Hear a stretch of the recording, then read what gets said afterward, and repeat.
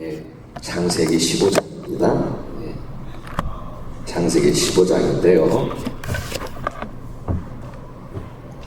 1절로 7절까지만 교독하겠습니다. 창세기 15장 1절로 7절까지. 제가 1절 봉독해 드리겠습니다. 이후에 여호와의 말씀이 환상 중에 아브라함에게 임하여 이르시되 아브라함아 두려워하지 말라. 나는 내 방패요 너의 지극히 큰 상급이니라.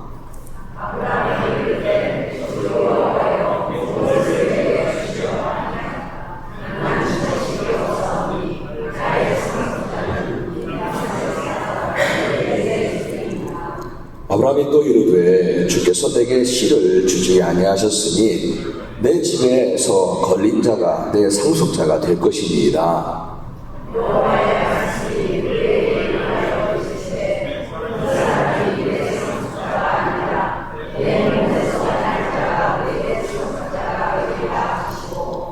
그리고 밖으로 나가 이르시되 하늘을 우러러 무뼈를 셀 수 있나 보라. 또 그에게 이르시되 내 자손이 이와 같으리라.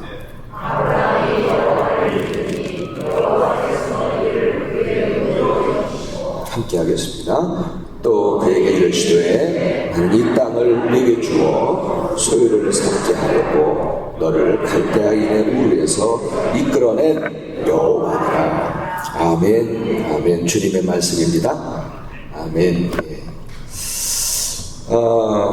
말씀을 함께 나누겠습니다. 여러분 오늘 설교는요, 앞부분은 그 아브라함에 대해서 오늘 함께 보시는 이 아브라함에 대해서 이야기체로 풀어가면서 그때그때 주시는 메시지를 여러분과 함께 나누고 싶고요. 그리고 뒤에 후반부에는 제가 경험했던 믿음을, 제가 지금까지 살아오면서 경험했던 믿음을 간증으로 여러분과 함께 나누면서 그렇게 이제 마무리 짓는 그런 방식으로 진행을 하도록 하겠습니다. 여러분 우리는요, 아브라함을 믿음의 조상이라고 말을 합니다. 그렇죠? 믿음의 조상. 그런데요, 여러분 이 오늘 본문에서만 보아도 그의 믿음이 아직 미숙한 모습을 가지고 있었음을 우리가 이 오늘 본문에서도 볼 수가 있어요. 아직 미숙한 모습이었다는 거예요. 그래요, 여러분. 믿음이라고 하는 것은요, 한 번에, 단번에 완성되지 않습니다. 믿음이라고 하는 건. 따라서 믿음은 이렇게 자라야 하고 성장해야 함을 여러분 꼭 잊지 마시기를 바랍니다. 그렇죠? 믿음은 자라야 해요. 하지만 여러분, 신앙의 연수가 많아진다고 해서 믿음도 자라는 것은 아닌 것을 여러분 아시죠? 예. 근데 만일 믿음이 자라지 않으면 그 믿음은 그냥 겉모양만 남는 죽은 믿음이 될 수도 있고요.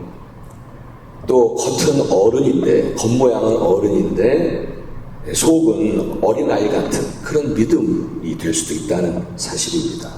자라야 하는 거예요. 자라야 하는 거예요, 믿음이. 그리고 오늘 이 아브라함을 통해서 그의 이야기를 통해서 정말 나의 믿음이 자라고 있는가?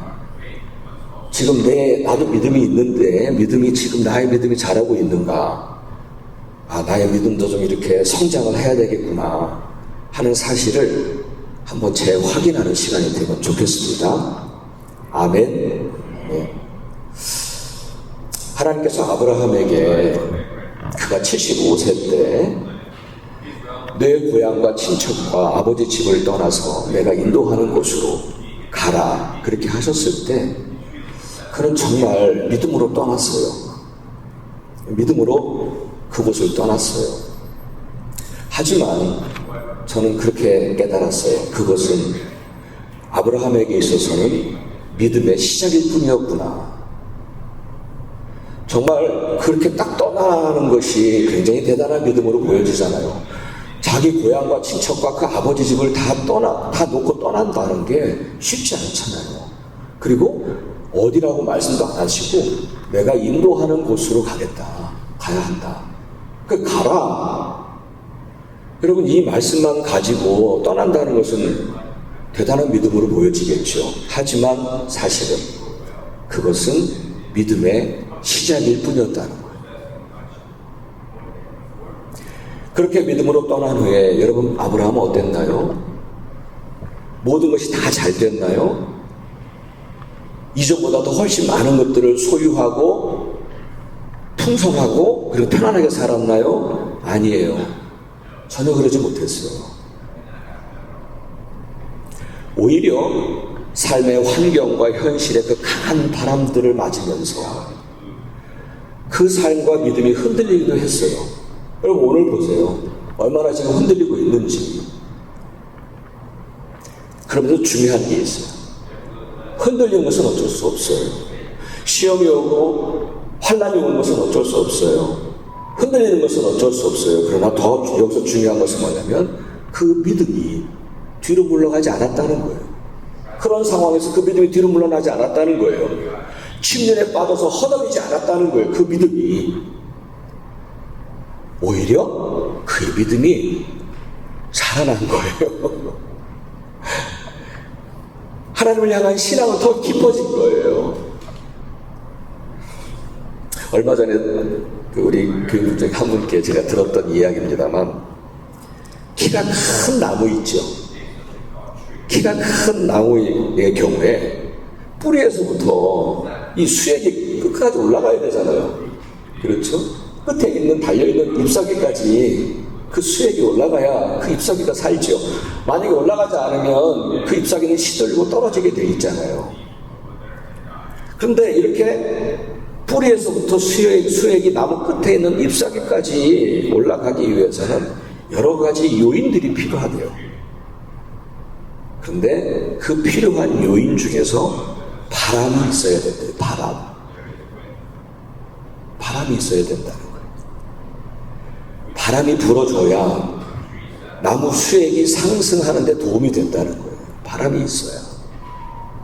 마찬가지인 것 같아요, 여러분.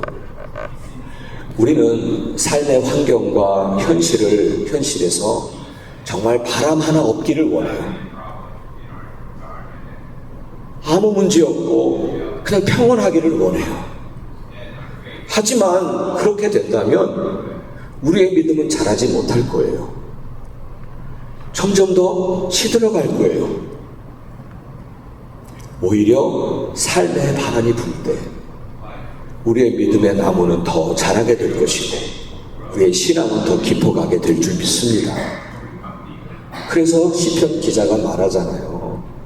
고난이 내게 유익이다. 저는 저와 여러분의 마음 안에 고난이 불평이 아니라, 고난이 퀘스천 마크가 아니라 why me? 왜 나에게? 이게 아니라 오히려 고난을 통해서 이렇게 내 믿음이 자라게 되는구나. 고난이 내게 유익이구나 라고 하는 고백이 저와 여러분의 삶 가운데 항상 있기를 주의 이름으로 축복합니다. 아멘. 그렇습니다. 아브라함이 하나님의 약속을 믿고 무조건 떠났거든요. 근데 가나안 땅으로 간 거예요. 그런데 그것이 그의 완성된 믿음을 보여준 게 아니라 앞부분에도 말씀드렸듯이 오히려 그것은 그 믿음의 시작일 뿐이었거든요. 그 후에 아브라함이 만났던 여러 삶의 환경과 어려운 현실들이 있었음에도 불구하고 그런 삶의 강한 바람들을 맞았지만 그의 믿음이 이렇게 자라납니다. 그리고는 그렇게 살다가 그리고는 마침내 하나님께서 아브라함의 믿음이 완성되었음을 인정해 주실 때가 있었어요. 그때가 바로 아브라함이 이삭을, 자기 독생자, 자기 외아들 이삭을 바쳤을 바로 그 단 위에 그때 하나님은 마침내 그의 믿음의 완성을 인정해 주셨습니다. 아멘. 그래서 창세기 22장 12절에 하나님께서 그에게 이런 말씀을 하셨어요. 제가 함께 읽어볼까요? 함께 하겠습니다. 시작.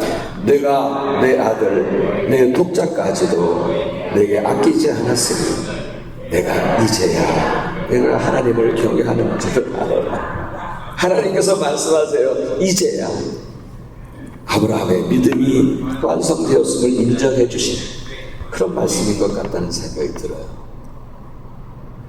이렇게 그의 믿음이 완성된 믿음에 이르기까지는 아브라함은 수없이 흔들리는 과정을 경험해야 했고, 그 과정을 통해서 그 믿음이 주저앉거나 버려지지 않고 오히려 그 믿음이 자랐던 것임을 우리가 알 수 있습니다. 오늘 우리가 함께 읽었던 이 본문에서도 아브라함의 믿음이 아직도 자라고 있구나, 그 과정 중에 있었던 한 사건을 기록하고 있는 거죠. 배경은 이렇습니다. 이 북방의 연합군이라고 하면은 정말 군사가 대군이죠. 그 북방의 연합군들이 내려와서 롯이 살고 있던 소돔성을 칩니다. 소돔성을 쳐서 많은 재산을 약탈해가고 거기에다가 사람들까지도 포로로 잡아가고 있었던 거예요. 그때에 그 소돔성에 누가 살고 있었냐면 롯이 살고 있었습니다. 아브라함의 조카 롯이 살고 있었는데, 그래서 롯도 자기 재산 다 약탈당하고 자기뿐만 아니라 자기 가족들도 포로로 지금 끌려가고 있는 거예요. 근데 그와 같은 상황을 들은 이 아브라함이 자기가 사적으로 길러가지고 훈련시켰던 군사들 318명을 데리고 그 연합군을 쫓아갑니다. 단까지 쫓아갑니다. 그리고 그곳에서 밤에 기습적으로 그 군사들을 쳐서 연합군을 물리칩니다. 연합군들이 막 도망가죠. 그리고 잡혀가던 모든 사람들과 그 약탈당했던 재산들 다 도로 찾아와요. 정말 대단하죠. 정말 찾아와요. 근데 그 사건 이후에 하나님께서 환상 중에 아브라함에 나타나신 거예요. 환상 중에. 그리고는 오늘 1절 우리가 읽었죠. 우리 1절 함께 다시 한번 읽겠습니다. 이렇게 말씀하시는 거예요. 한 목소리 읽겠습니다. 함께 하겠습니다. 시작. 이후에 여호와의 말씀이 환상 중에 아브라함에게 임하여 이르시되, 아브라함아 두려워하지 말라. 나는 너의 방패요 너의 지극히 큰 상급이구나. 예, 이렇게 말씀하신 거 이후에, 이때에 여러분 아브라함에게는 두 가지 큰 두려움이 있었던 것 같아요. 두 가지 큰 두려움이 있었던 것 같아요. 하나는 뭐냐면 그 잔인했던 북방의 연합군들, 비록 자기가 밤에 기습을 해서 다 물리쳤지만 사실 그들은 다시 전열을 정비해서 다시 충분히 내려와서 또 그렇게 전쟁을 일으킬 수 있거든요. 그러니까 다시 쳐들어올 수 있기 때문에 그것이 두려웠던 모양이에요. 그 북방에 있는 그 연합군들은 잔인하기 소문났거든요. 잔인하기 그저 없던 사람들이어서 많이 두려웠던 것 같아요. 그래서 하나님은 그를 찾아오셔서, 아브라함아 두려워하지 마라. 내가 내 방패잖아. 내가 너를 보호해 줄 수 있어. 그렇게 아브라함에게 자신이 방패이심을 다시 알려주십니다. 그렇죠? 또 한 가지 아브라함이 두려워했던 것 중에 하나가 뭐냐면 자손에 대한 두려움이었던 것 같아요. 자손. 하나님께서 10여 년 전에 내가 너로 큰 민족을 이루게 하겠다라고 약속을 하셨잖아요. 그런데 지금 아들 하나 없는 거예요. 하나님이 약속을 하셨지만 지금 아들 하나 없는 상황에서 불안함과 두려움을 가지고 있었던 것 같습니다. 그래서 하나님께서 내가 너의 지극한 그런 상급이야 라고 그렇게 말씀을 하셨잖아요. 1절에서. 그랬더니 이 아브라함이 하나님한테 뭐라고 대꾸를 하냐면, 우리 2절 함께 읽겠습니다. 2절 함께 하겠습니다. 함께 읽습니다. 시작. 아브라함이 이르되 주 여호와여 무엇을 내게 주시려 하나이까? 나는 자식이 없사오니 나의 상속자는 이 다메섹 사람 엘리에셀입니다. 예. 하나님 나에게 상급이 된다고요? 그럼 나에게 뭘 주시겠어요? 지금 나는 자식 하나 없잖아요. 자식 준다고 10년 전에 말씀을 하셨는데 지금 아들 하나 없잖아요. 그렇게 어떻게 보면 좀 대꾸를 하는 거예요. 그렇습니다. 그리고 아브라함도 이렇게 자기가 삶의 위협을 받을 때는 흔들렸어요. 그 믿음이. 그리고 또 자기가 그토록 원했던 것은 이루어지지 않으니까 그때도 그의 믿음이 흔들렸던 것 같아요. 그러나 하나님은 그런 아브라함을 나무라지 않으시더라고요. 나무라지 않으시더라고요. 오히려 아브라함을 다시 그의 믿음을 추스릴 수 있도록 그를 이끌어 밖으로 데리고 나가서 하늘의 별들을 보게 하십니다. 그렇죠? 예.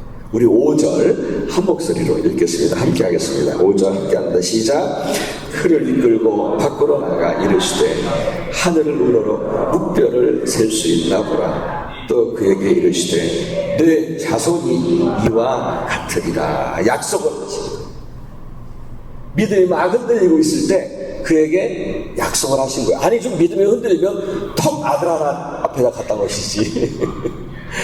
그러지 않으셨어요. 또 약속을 하셨어요. 말씀으로 또 약속을 하신 거예요.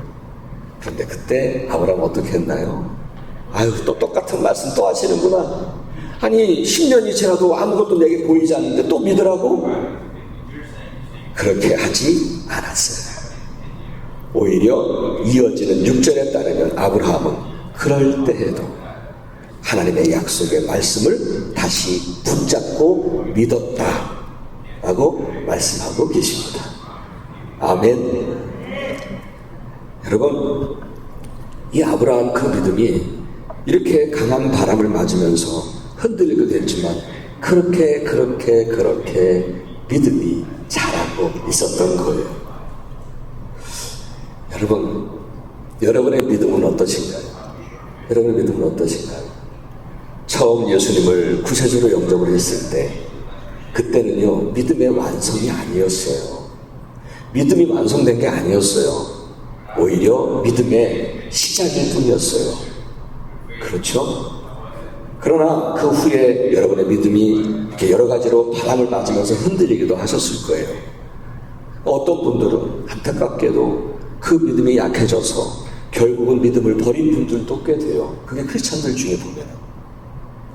그런데 여기 계신 분들은 그런 상황들이 되었음에도 불구하고 아브라함처럼 그 흔들리기는 했지만 그러나 또다시 하나님 말씀 들으시고 하나님 말씀 붙잡고 그리고 기도하면서 믿음이 이렇게 성장하신 줄 믿습니다. 그렇죠?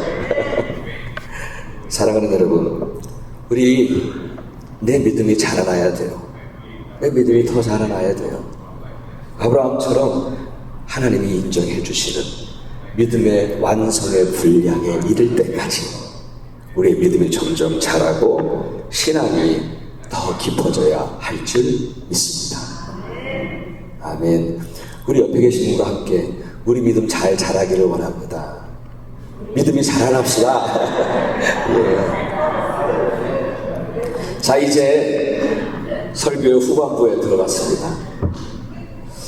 앞에 부분에도 제가 언급을 해드렸듯이 미리 알려드렸듯이 이제 후반부는 저의 믿음의 여정 가운데 경험했던 것을 여러분과 간증 형식으로 나누도록 하겠습니다. 오늘 이 말씀을 묵상하면서 17년 전 2008년에 제 목회에 그리고 제 인생에 잊을 수 없었던 사건을 하나 떠올렸습니다. 그때는 제가 한국에서 목회할 때였죠. 제가 이에 대해서 단편적으로는 말씀을 드렸던 것 같아요. 근데 이제는 조금 더 구체적인 내용으로 저의 지나온 믿음의 여정을 잠시 나누고 그리고 마치도록 하겠습니다. 2008년 여름 저의 가족은 휴가 기간을 이용을 해서 미국에 들어왔었습니다. LA에. 저희가 이제 LA에서 살았었기 때문에 그 전에. 그래서 미국을 다녀오게 됐어요. 근데 토요일 날 밤에 이제는 도착하는 일정이었어요. 미국에서 갔다가 휴가를 마치고 토요일 날 밤에 도착하는 일정이었어요. 그러다 보니까 그 다음 날이 주일이니까 설교하기가 어렵더라고요. 그래서 그때의 그 교회에서 후원을 하고 있었던 일본의 선교사님이 계세요. 그 선교사님께 그 주일날 예배에 설교를 부탁을 드렸어요, 미리. 그런데 이제는 저와 제 아내가 그 휴가 기간 동안에 어떤 일이 있었냐면 두 차례에 걸쳐서 일주일 사이에 두 차례에 걸쳐서 제가 그 교회에서 만 9년을 목회를 하고 있는데, 만 9년째 목회를 하고 있는데, 그러니까 7년째죠, 사실은. 목회를 하고 있는데, 그 교회를 떠나라. 그 교회를 떠나라. 라고 하는 그런 하나님의 뜻을 자꾸 알게 됐어요. 두 차례에 걸쳐서. 그리고는, 그러니 얼마나 마음이 무척이나 심란하고, 그리고 심란했던 상태였죠. 그럼에도 저희는 우리가 정말 떠나야 하나? 한 고민을 하면서 토요일 날 밤에 이제 한국에 도착을 했어요. 그 다음날 주일날 주일 설교를 부탁을 드렸던 선교사님이 오셔서 설교를 하시는데 그날 설교 본문이 뭐였냐면 창세기 12장 1절이었어요. 여러분 한번 제가 읽어드릴게요. 보십시오. 여호와께서 아브라함에게 이르시되 너는 너의 고향과 친척과 아버지 집을 떠나 내가 네게 보여줄 땅으로 가라. 이 본문을 가지고 설교를 하시는 거예요. 근데 그날 설교 제목이 뭐였냐면 떠남의 축복이었어요. 떠남의 축복. 설교 내용 지금도 기억나요. 지금도 기억나요. 그러니까 세 가지를 말씀하시더라고요. 떠남에 대해서 세 가지를 말씀하시는데 이 말씀처럼 하나는 고향을 떠나라. 고향. 이것은 익숙하고 편안함에서 떠나라는 거예요. 익숙하잖아요. 제가 10년 동안 거기 있었으니까. 익숙하고 편안한 그곳을 떠나라는 거예요. 두 번째는 친척을 떠나라. 그것은 사람들에게서 떠나라는 거예요. 사람들과의 관계에서 이제 떠나라는 거예요. 그런 내용이었어요. 세 번째 떠남은 뭐냐면 아버지의 집을 떠나라는 거예요. 아버지 집은 재정적으로 안정한 거잖아요. 그러니까 재정적으로 안정함에서 떠나라. 그런 말씀으로 설교를 하신 거예요. 그분의 설교를 그 시간에 들으면서 저의 마음은 참 많이 복잡해졌어요.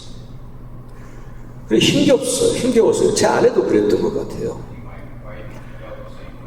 이미 그 주간에 두 번에 걸쳐서 말씀을 하셨지만 그래도 미적미적거리고 주저하고 있던 저와 제 아내에게 이제 설교 말씀을 통해서 너무도 분명하게 제게 말씀을 하시는 것 같더라고요.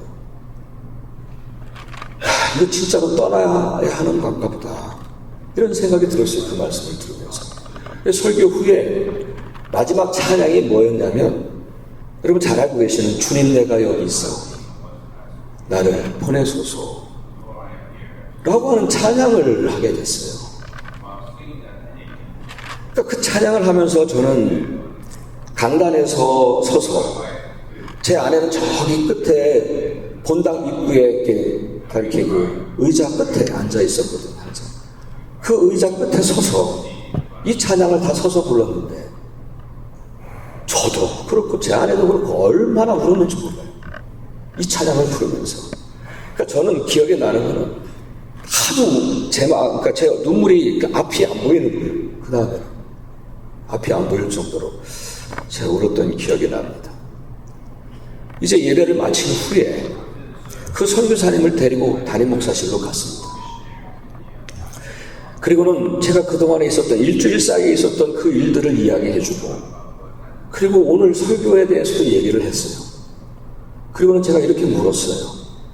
선교사님, 목사님, 제가 정말 떠나는 게 정말 하나님의 뜻인가요? 라고 물었어요. 이 선교사님 얼마나 당황스러웠겠어요. 당황하면서 깜깜한 얼굴을 하면서 한참을 머뭇거리다가 이렇게 말씀을 하시더라고요. 교회를 떠나시는 것이 맞는 것 같습니다. 그런데요, 시기는 잘 모르겠습니다. 그러더라고요. 그분이 얼마나 난감했는지 떠나는 건 맞는데 언제 떠나야 할지는 모르겠다고 그렇게 표현하더라고요. 여러분께 알려드려도 괜찮을 것 같아서 말씀드립니다만 그 목사님은 지금 저 서부의 캘리포니아의 산호세에 있는 새누리교회라고 해요. 새누리교회. 거기서 목회하고 계시는 손경일 목사님이십니다. 그 후에 저와 제 아내는 하나님께서 떠나라고 하셨으니까 이건 순종하는 길밖에 없었어요. 어떤 옵션이 없었어요. 그래서 하나님이 떠나라 하셨으니까 기왕이면 끝까지 믿음의 길을 가보자. 그렇게 굳은 결심을 하고는 어떤 인간적인 방법을 사용하지 않았습니다. 저도 왜 목회를 하고 저도 신학교 출신이니까 왜 친구들이 없겠고 왜 아버지 친구들이 없었겠어요. 부탁하고 싶은 사람들이 왜 없겠어요. 그리고 제가 미국을 들어올 때는 한국에 있는 교회 사이즈와 미국에 있는 교회 사이즈를 바꿀 수가 있었어요. 그럴 수 있었어요. 그렇게 시도를 할 수가 있었어요. 근데 하나님이 가라고 하셨으니까 그런 인간적인 방법들은 절대로 사용하지 말자. 그래서 친구들한테도 말도 안 했어요. 네. 그리고 무작정 기다렸어요. 어떻게 나를 보내시겠지. 하나님이 인도하시는 대로 끝까지 가보자. 그런데 그렇게 우리 가족은 미국으로 다시 돌아오게 됐어요. 제가 언젠가도 말씀드렸듯이 하나님께서 저를 이민 목회를 위해서 다시 돌려보내신 것 같아요. 이민 목회를 하도록.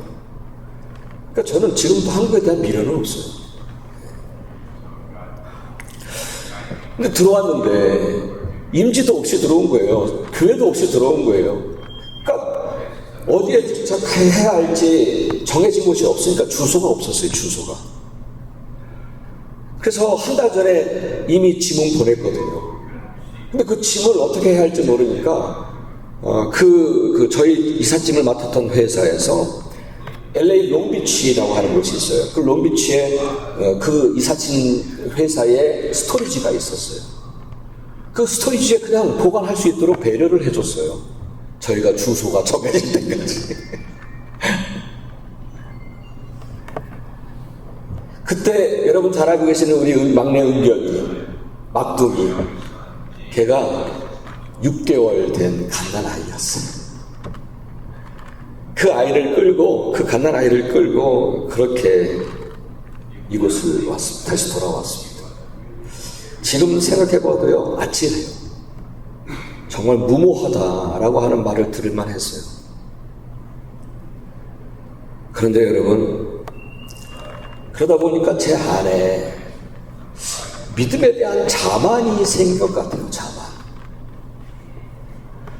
누가 나처럼 이렇게 믿음의 길을 갈 수 있겠는가? 그럼 자만이 저한테 있었던 것 같아요. 제 안에. 그런데 오늘 본문에서 이 아브라함의 이야기를 묵상하면서 제가 다시 깨달은 것은 저에게 있어서 그 사건은 믿음의 완성이 아니었구나. 그냥 믿음의 시작에 불과했구나. 라는 생각을 갖게 됐습니다. 그렇게 믿음의 길을 일하고 떠날 때 저는 하나님께서 저와 저희 가족에게 정말 푸른 초장이 있는 풍요로운 곳으로 저를 인도해 주실 줄 알았어요. 아니 그렇게 기대하고 있었더라고요. 제가. 하지만 그렇지 않았어요. 그렇지 않았어요.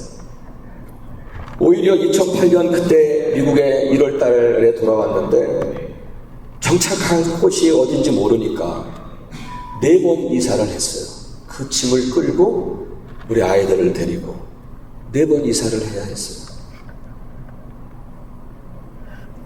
마침내 그해 7월에 뉴욕에 있는 프로싱 제일교회라고 꽤 큰 교회예요. 한 1000여 명 모이는 교회인데 그 교회 부목사로 가게 돼서 뉴욕에 정착을 하게 됐죠. 오랜 기간 동안에 제가 담임 목사로 목회를 했었기에 갑자기 부목사로 있는 게 너무 어색하고 그리 쉽지 않더라고요. 이런저런 이유와 상황 때문에 마음과 영혼이 많이 아팠어요. 제가 내심이 기대했던 푸른 초장이 있는 풍요로운 곳이 결코 아니었어요. 어느 순간에는 우리가 한국을 떠나온 것이 정말 하나님의 뜻이었나 하는 의심도 생기고 혹여라도 우리가 잘못 알아들은 거 아닌가? 그런 좀 의심도 한 적이 있었습니다. 그 후에도 그때처럼 어디로 가야 할지 모른 채 그저 하나님의 인도하심만을 기다려야 했던 그러한 일들이 2차례 더 있었어요. 근데 여러분 이상하죠? 한번 경험하고 나니까 별로 두렵지 않더라고요. 하지만 기다리는 시간은 너무 어려웠어요. 저 혼자만이 아니라 가족의 삶이 걸려있는 문제였기 때문에 그래서 더 어려웠던 것 같아요. 그래서 그때마다 정말 말씀 붙잡고 또 붙잡고 기도하고 또 기도하고 그래서 견뎌냈던 것 같아요. 그런데 여러분 그 끝은 언제나 저와 제 아내의 간증이 되었습니다. 문이 닫히는 마지막 그 순간까지 믿음으로 기다리고 또 기다렸을 때 하나님께서는 마침내 문을 열어주신 거예요. 길을 열어주신 거예요. 정말 생각지 못했던 풍성한 은혜를 경험하게 하셨죠. 그 모진 바람에 부딪힐 때마다 기가 막힌 하나님의 행하심을 경험하면서 저의 믿음은 점점 자랐고 저의 신앙은 더 깊어질 것 같습니다. 제 아내 역시 여러분 알고 계시지만 지난번에 1년 좀 넘었죠. 유방암 수술 이후에 오히려 믿음이 더 단단해진 것 같아요. 제가 이렇게 옆에서 제 아내를 보아도요, 하나님 안에서 참 자유함을 누리며 살더라고요.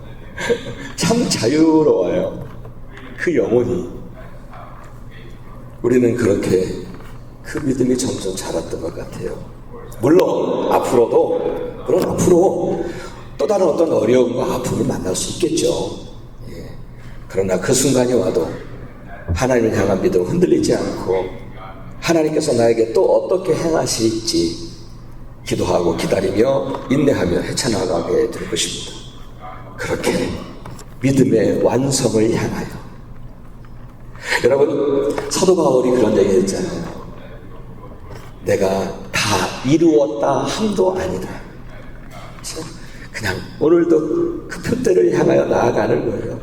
그런 것처럼 저의 믿음은 아직 미숙한 게 많지만, 그러나 믿음의 완성을 향하여 하나님이 인정해 주시는 믿음의 분량까지 저도 자라나야 하는 사람입니다.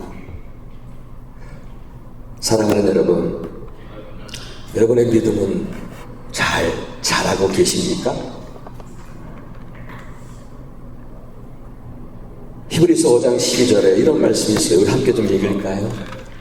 함께 하겠습니다. 시작. 때가 오래되었으므로 신앙생활을 오래 했으니 너희가 마땅히 선생이 되었을 터인데 너희가 다시 하나님의 말씀의 초보에 대하여 누구에게서 가르침을 받아야 할 처지이니 단단한 음식은 못 먹고 젖이나 먹어야 할 자가 되었도다. 여러분, 교인들의 믿음이 자라나야 하는데 자라지 못하고 아직도 믿음의 초보에 머물러 있는 것을 보면서 안타까워 하시는 말씀이잖아요. 여러분, 우리 신앙생활이 오래됐으니까 믿음과 신앙의 어른이 되어야 하지 않겠습니까? 아멘. 우리 모두가 정말 믿음의 어른의 분량에까지 잘 자라나서 삶에 강한 바람이 불어와도 때로는 힘겨운 시간을 만나도 때로는 사람들 때문에 시험을 당해도 흔들리지 마시고 더 든든히 서서 믿음의 어른, 신앙의 어른이 되어주시기를 간절히 바랍니다.